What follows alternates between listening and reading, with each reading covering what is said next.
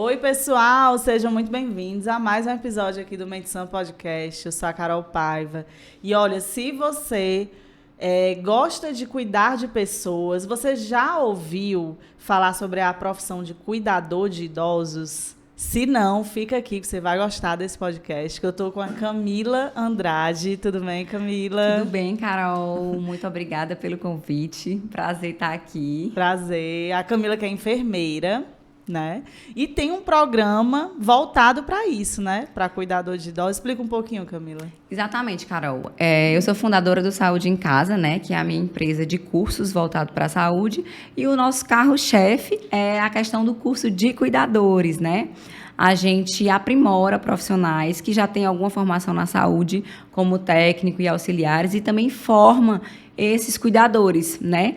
Não obrigatoriamente, Carol, esses profissionais eles precisam ter algum tipo de formação técnica. Eles podem se formar comigo aqui pelo Saúde em Casa, né? A gente tem o nosso curso com certificação, qualificação, tudo bem direitinho para estar formando esse pessoal e mandar aí para o mercado de trabalho.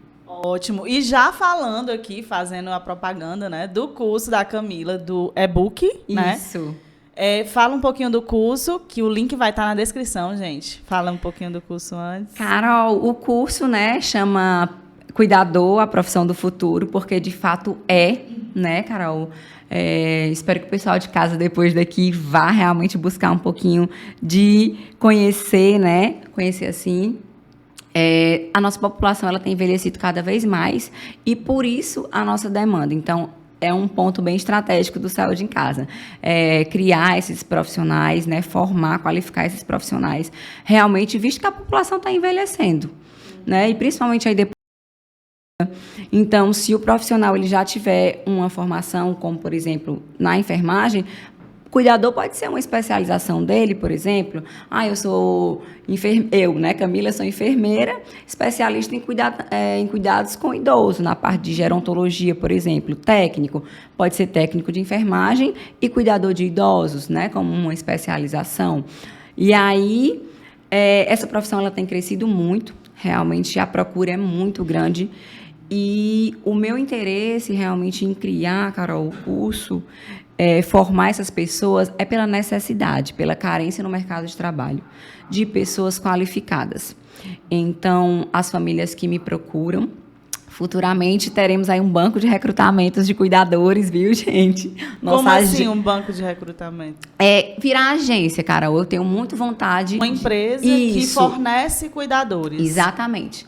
Hoje em dia eu faço isso muito na cordialidade, na amizade. Ai, Camila, tem um cuidador para indicar. Geralmente eu indico as pessoas que já passaram por mim, porque eu sei que já são treinados, né? Que fizeram curso contigo. Isso, exatamente. Então, o meu grande objetivo é treinar essas pessoas e colocar elas num banco de recrutamento para lançar para o mercado de diversas formas e também com a busca ativa das famílias, que é o que eu tenho muito, né? Mas, como eu te disse, atualmente eu faço isso muito no coleguismo, então uma pessoa me procura porque me conhece, tem o tio de um fulano, né?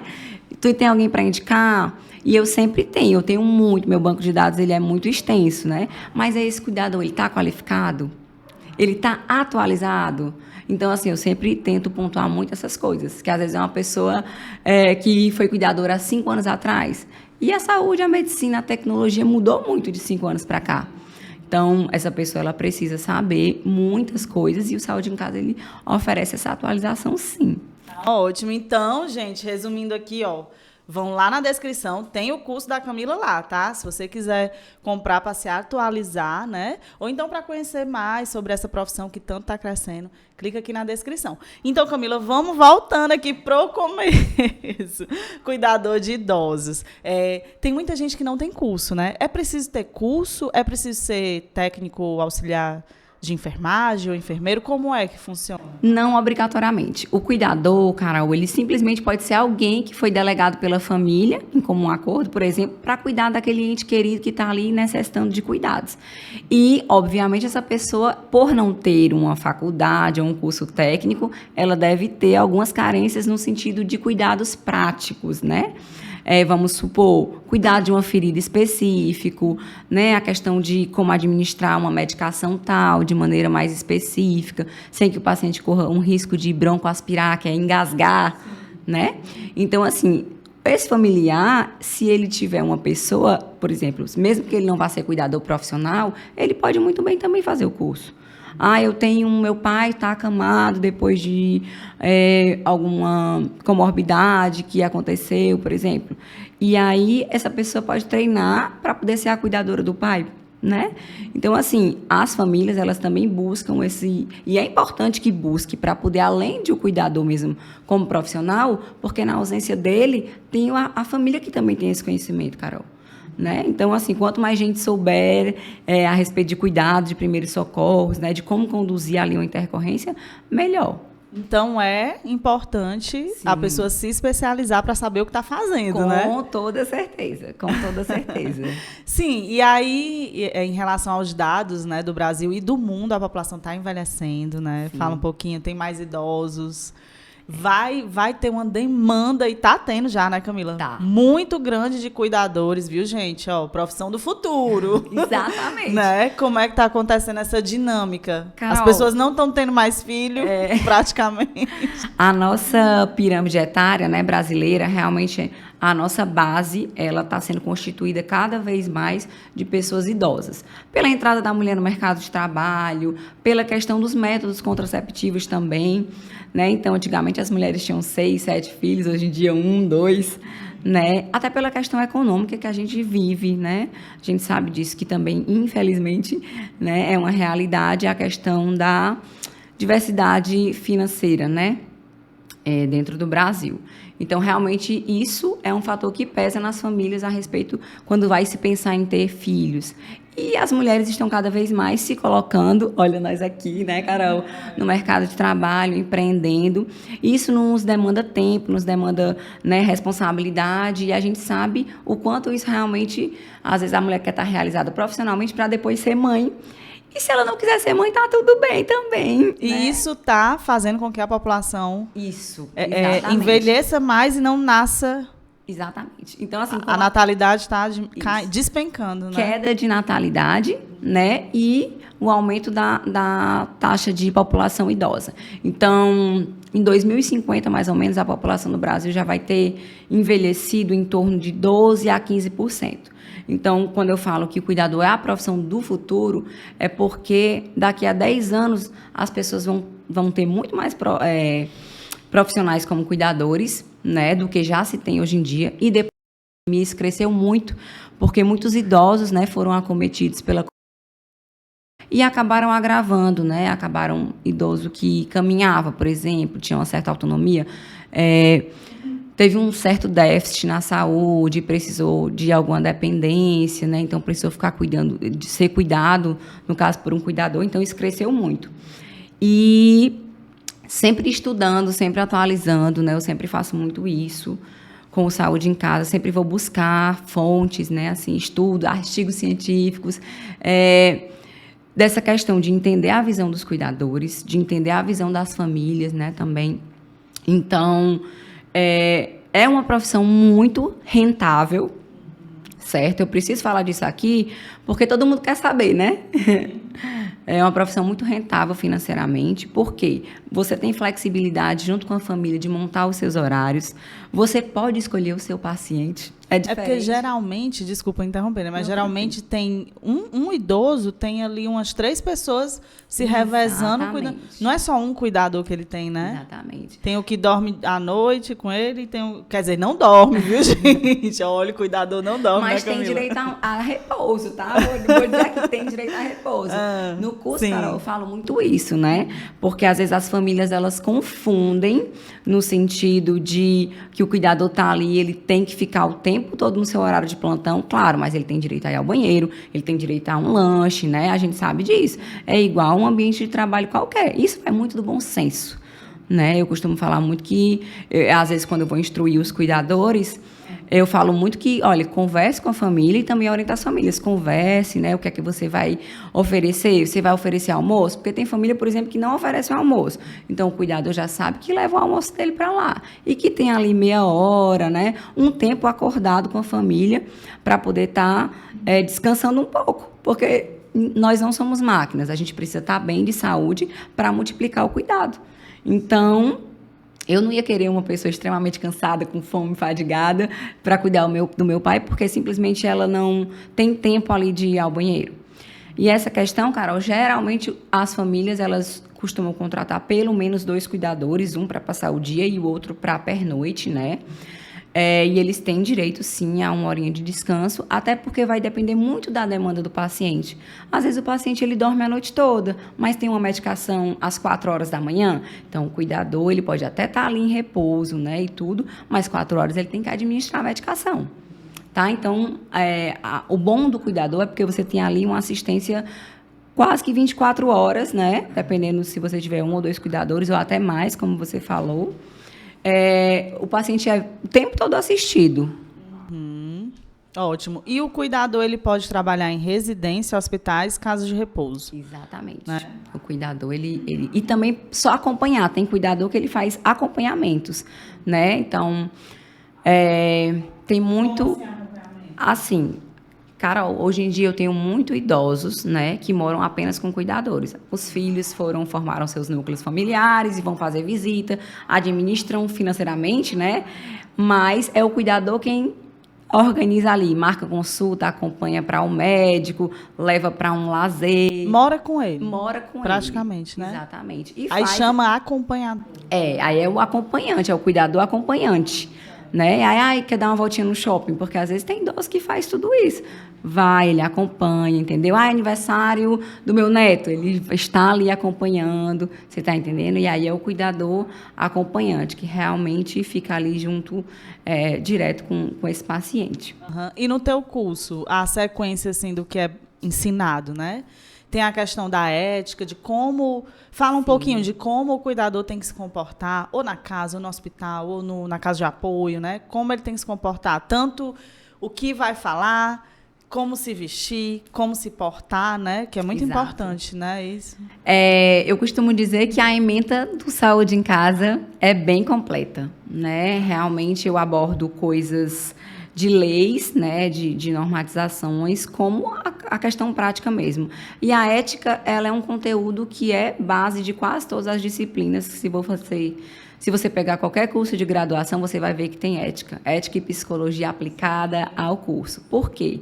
Porque, como você diz aí, né, na logo do seu podcast, tudo começa na nossa mente. Então, é uma verdade, né, assim, suprema essa questão de saúde mental e essa questão de ética. Ética é como eu me coloco, é como eu me porto.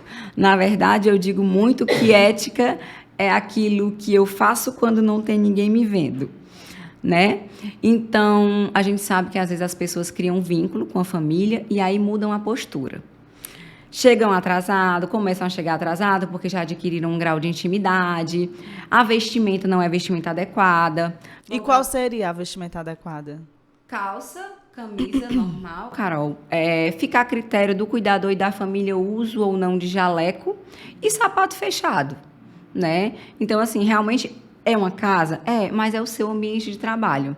Então, se você estivesse no hospital, você estaria com aquela roupa? Você estaria de havaianas? Você estaria, né, de short? Não. Então, as pessoas precisam ter essa diferença. E eu treino os meus cuidadores para isso, para que eles saibam se portar, falar. Porque quando você está na casa de uma pessoa, você é testemunha ocular e auditiva de tudo. A casa não para porque tem um cuidador ali no quarto acompanhando aquele paciente.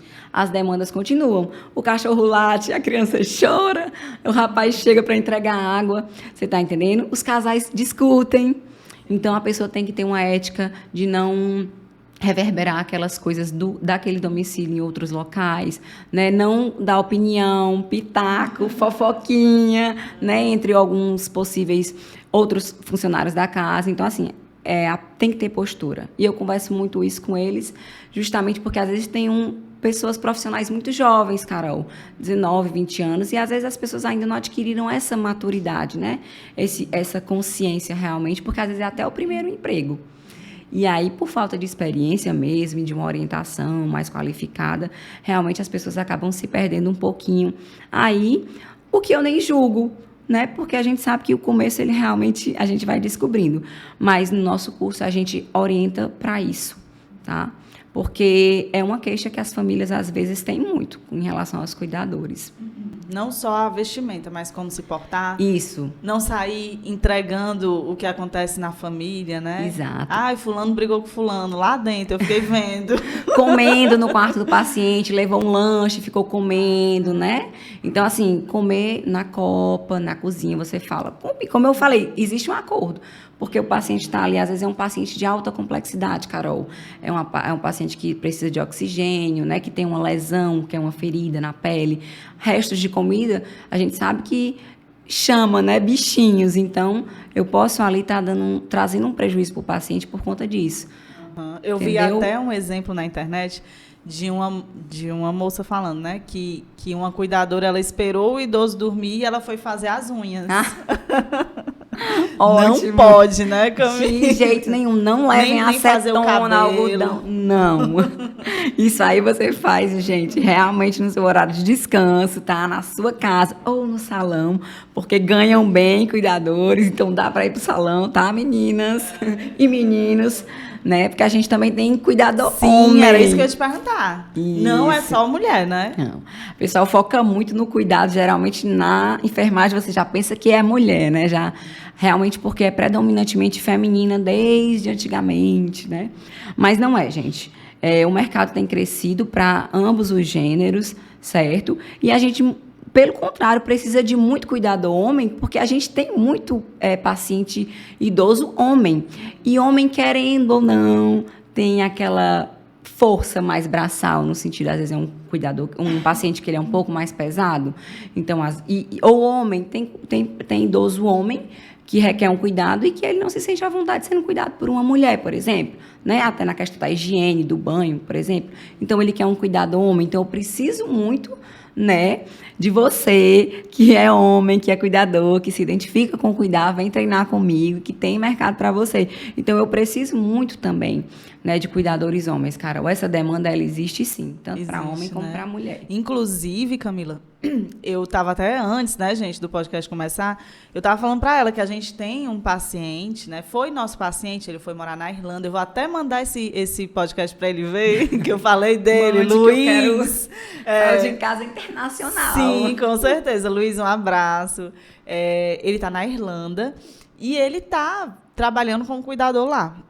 E ele falou uma coisa tão legal, que ele foi para a casa de um senhor e ele viu que tinha comida, sabe, estragada na geladeira. Aquele senhor precisava de uma ajuda e ele fez aquele trabalho, cuidou, né, arrumou a casa, cuidou do idoso e falou isso nos stories. Eu até fiquei, nossa, que emocionante vendo ele fazendo esse trabalho tão bonito, né? Por isso que eu quero mandar um abraço, vou mandar o podcast para ele assistir. E é engraçado, é isso mesmo. Às vezes o senhor, que é um homem, né, se identifica mais. Exato. Né? E o cuidador, ele vira um amigo, vira uma companhia, às vezes na ausência da família, né? Muito provavelmente essa pessoa aí que o Luiz adotou, né, no sentido de cuidar e de chamar para si, e que também foi escolhido, né, por esse senhor, talvez seja uma pessoa que morasse só, porque a gente sabe que existem muitos idosos que são super ativos, né, e que moram sozinhos. Mas aí, vamos supor, como a queda, sofrem uma queda, por exemplo, que é um dos maiores índices de acometimento, né? Muito idoso passa a ser acamado realmente e passa a ter bastante restrição na saúde depois de uma queda, né? Porque fica mais debilitado e dependente. E aí ele vai precisar de uma pessoa, mas até então ele era dominante, ia para sua missa, ia para o supermercado, cuidava da casa sozinho, né? Então, assim, não tinha filhos ou netos ou outras pessoas cuidando. A gente sabe que existe sim, né? Então, e eles gostam de ter a autonomia deles, né? Não é só, como eu falei, existem os graus de complexidade. Baixa, média e alta complexidade, perdão. Então tem. Mas é o que isso? Baixa, média, alta? Como eu vou o acamado é alta? É alta, né? É como se eu fosse o nível de dependência desse paciente. Um paciente de baixa complexidade, ele depende pouco. Às vezes é uma pessoa que depende só de uma companhia assim para estimular nas atividades diárias, para administrar o medicamento, para acompanhar ali durante as refeições, não ofertar diretamente porque às vezes o paciente tem condições de comer sozinho, então ele estimula, né? O de média e o de alta complexidade já são pacientes que são acamados, ou que a gente também pode chamar de restrito ao leito, que muitas vezes até a higiene é ali na própria cama, que já tem uma equipe multidisciplinar acompanhando, como fonoterapeuta, fisioterapeuta, né? Porque senão ele vai agravando. E aí é um paciente que às vezes é dependente de oxigênio, certo? É um paciente que tem comorbidades, por exemplo, como diabetes e hipertensão, e já precisa de um acompanhamento mais específico. Então, por isso, a necessidade de um cuidador especializado, né, para saber monitorar esses sinais vitais. E na alteração de qualquer sinal vital, saber conduzir. Comunica a família, liga para o médico da família caso o paciente tenha, ou já aciona o SAMU. Tem que ser um cuidador proativo. Tem que ser uma pessoa que não vai ficar nervosa, né? O que é uma pessoa proativa, para quem não sabe? Gente, uma pessoa proativa é aquela que não espera as coisas acontecerem, né? Chegarem ali realmente numa área crítica para tomar uma atitude de, por exemplo, vou ligar para o SAMU primeiro, que é para a ambulância vir, enquanto eu aviso aqui para o filho no Viva Voz e vou fazendo o que eu posso fazer aqui. Vamos supor, o paciente teve uma crise de falta de ar. Se é um paciente que usa oxigênio, vou ligar esse paciente no oxigênio, vou elevar a cabeceira dele, né? Vou ver se foi um engasgo para eu tentar desobstruir essa via. É por isso também a importância dos primeiros socorros, de saber minimamente, todo mundo precisa, sabe? Carol, assim, é necessidade humana, né? Que todo mundo saiba um pouquinho de primeiros socorros. A gente nunca sabe o que é que pode acontecer, né? Realmente, as situações de urgência e emergência, elas não têm hora marcada, elas acontecem em qualquer lugar. Então, quando você sabe conduzir, inclusive com calma, você tem muito mais sucesso, né? Muito mais êxito ali na realização daquele atendimento que você está prestando. Sim, por isso se especializem, gente. Pelo amor de Deus. Estudem, porque cuidador não é só aquele que está ali do lado, não, né, Camila? É o que tem conhecimento, muito, né, para... Exatamente. Muitas vezes, pegando essa fala, né, que o cuidador ele tem muita responsabilidade. Sim. Porque quando a gente está num ambiente de trabalho, como, por exemplo, um ambiente hospitalar, a gente tem cobranças no sentido de seu coordenador passa de vez em quando, seu gerente, tem um médico, tem a enfermeira ali do posto, e o cuidador, muitas vezes, ele está no domicílio sozinho com o paciente, então ele precisa ter essa responsabilidade, ter esse autocompromisso, né? Às vezes o domicílio tem uma câmera ou outra, porque os filhos gostam de acompanhar, alguma coisa assim do tipo, ou não, mas a pessoa precisa saber conduzir, né? Saber direcionar, saber lembrar, ficar sem essa mania de estar direto no celular, que a gente vê muito por aí, essa questão, a gente sabe que as redes sociais, que a internet, elas têm muito a nos acrescentar, mas a gente às vezes acaba perdendo muito tempo com conteúdos vazios, certo? E aí deixa de prestar uma assistência. Quem nunca aqui disse, vou ler essa mensagem e passou assim mais de 1h, 40 minutos, né? Então, aproveitem esse tempo para estudar, né? E, realmente, o ambiente de trabalho ele é para você estar ali de olho, ofertando cuidado, fazendo o que tem de ser feito. Igual hospital, tem dias que é mais calmo, tem dias que é mais agitado, né? Não tem aquela coisa engessada, é calmo todo dia, é agitado todo dia, né? Não tem, sempre oscila muito, vai depender do estado do paciente. Uhum. Em relação aos cuidadores que estão no hospital, então eles têm um pouquinho mais de, digamos, tranquilidade em relação a essa questão de ser tão responsável com o que pode acontecer, porque tem um aparato ali, né, Camila? Na verdade, o cuidador, quando ele fica mais como acompanhante no hospital, porque quando o paciente está no hospital, quem é responsável por ele, na sua totalidade, a administração de medicamentos, realização de curativos, é o hospital, são os colaboradores do hospital, enfermeiros, médicos, técnicos, né? Então, assim, ele pode ajudar. Vamos supor que é um paciente acamado, que tem um sobrepeso e precisa de uma troca de fralda. Esse cuidador está lá, ele se levanta e ajuda o técnico. Você está entendendo?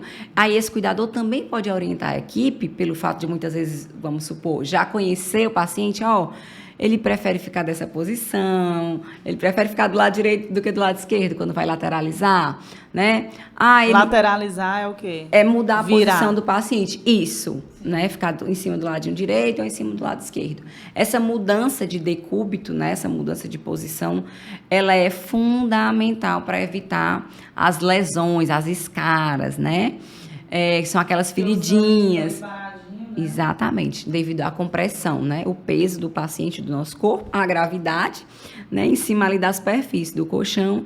E aí o sangue não circula e aquele tecido morre, necrosa. Não tem oxigênio ali, não tem sangue levando, aí gera uma lesão. E essa mudança, né, de decúbito, ela é importantíssima para que não abra uma feridinha, que é muito comum, principalmente em idosos. Certo? Então, ele está mais ali com suporte maior, né? Esse cuidador do hospital. Tá, sim. E o da casa de apoio tá com outros cuidadores também ali, né? Tá um grupo, né, na casa de apoio. Exato. Geralmente e na casa de apoio também, geralmente tem algum profissional da saúde de plantão, geralmente um enfermeiro, né?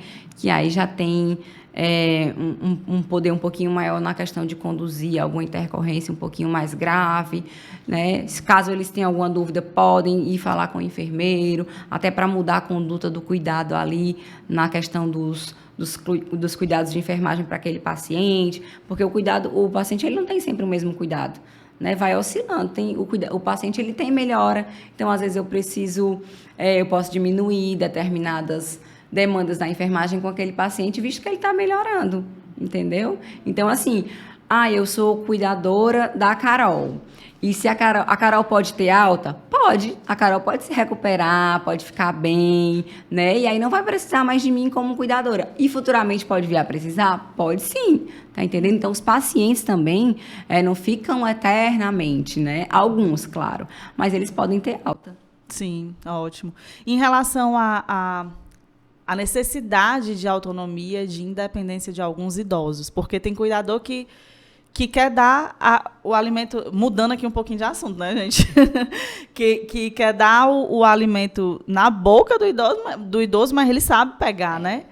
Como é que eles têm que ter essa noção, assim? Porque o idoso já tem suas manias, quer ter sua autonomia, sua independência. Com certeza. Respeito. Né, Carol, você tem que respeitar a individualidade, a condição. Se aquele paciente for um paciente que ele tem uma certa autonomia, na verdade, o cuidador ele tem que estimular a autonomia daquele paciente, né? Justamente para esse paciente mexer a musculatura, né? Ter aquela mobilização dentro da mesma casa, estimular esse paciente. Vamos caminhar até a sala para o senhor não passar o dia todo deitado na cama. Na hora da alimentação, por exemplo, eu sei que às vezes tem pessoas que querem trabalhar na lei do menor esforço. Então, às vezes é um cuidador ou paciente que se suja e suja a casa. Então, é mais prático e cômodo para aquela pessoa administrar na boca. Mas aí eu vou estar suprimindo a independência daquele meu paciente. E é isso que eu quero que as pessoas metam na cabeça delas, que elas entendam, né? Que fique incutido realmente assim, eu quero ser cuidador dessa pessoa, eu vou cuidar e eu vou dar a ela o melhor, eu vou orientar e ensinar. É igual um bebê, né? Que você pega o boneco, vai mostrando, vai estimulando ali a linguagem. E o idoso você também precisa estimular, tá certo? Quando o bebê está fazendo a introdução alimentar, aquela meladeira toda para a criança sentir textura, sabor, cor. Então, o idoso ele também precisa disso. Né? E ele precisa se sentir empoderado. Vivo, né? Isso, exatamente. Útil. Exato, porque às vezes a comorbidade dele é só física, mas a cabeça dele está pensante, funcionante. Ele sabe de tudo, mas a limitação dele vamos supor, teve um AVC, ficou com uma sequela e não consegue andar mais sozinho, precisa de uma muleta, de uma cadeira de roda, de um acompanhante, né? Mas a cabeça dele está ali pensando. Ele continua com os desejos dele, continua com as suas manias, como você falou, né? Com sua personalidade.